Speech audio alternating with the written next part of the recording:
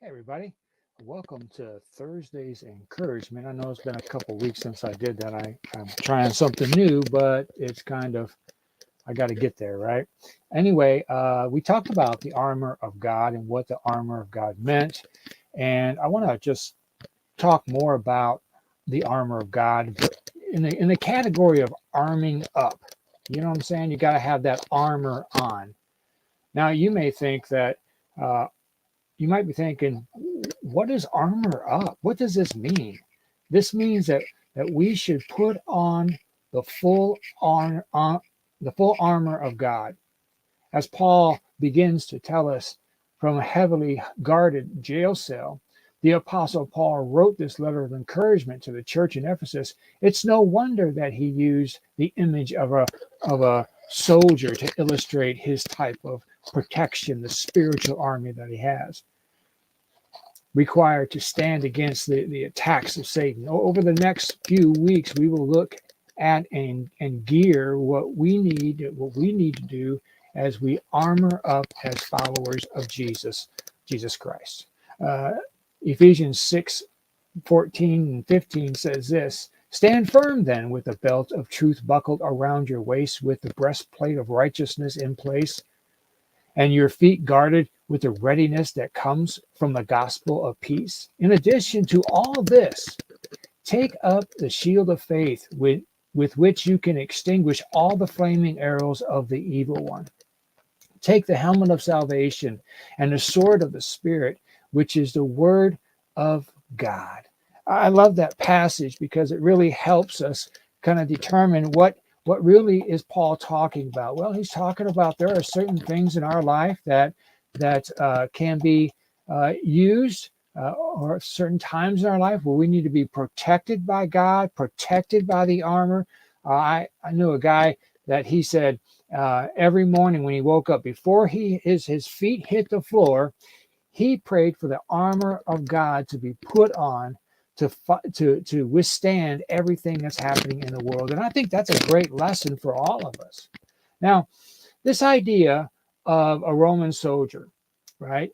But before a Roman soldier puts on all of his armor, he is dressed in a linen undergarment, and a knee-length wool tunic.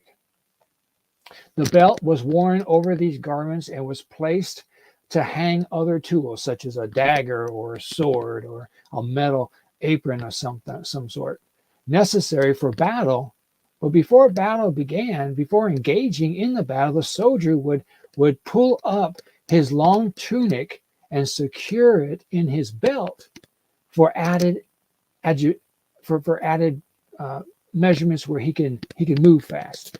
And for a Roman soldier who forgot the belt, the battle would end very quickly.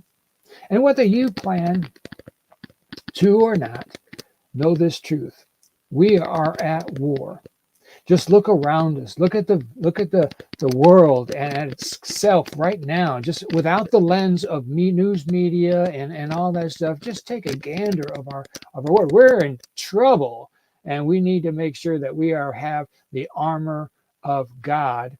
And just like the armor, just like a soldier, Roman soldier, if you think you can engage the combat without the belt of truth, the battle will end swiftly for you. First things first, you need Jesus. Jesus is the first part of having anything as far as the gospel is concerned. Now, Satan will try to turn our lives upside down with lies, just as he did try to tempt Jesus when he was in the wilderness for 40 days and 40 nights. If we fall into his traps and temptations, we will live a life that is far, far from the truth. Those little white lies that are so convenient can lead us into a life of dishonesty and trouble, a life of bondage. This week, I want to challenge you to take a hard look at your life.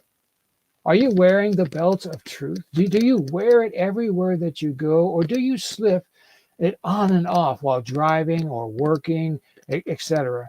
I encourage you this week to make it a habit to replace the lies that are going on in your life and everybody else's life.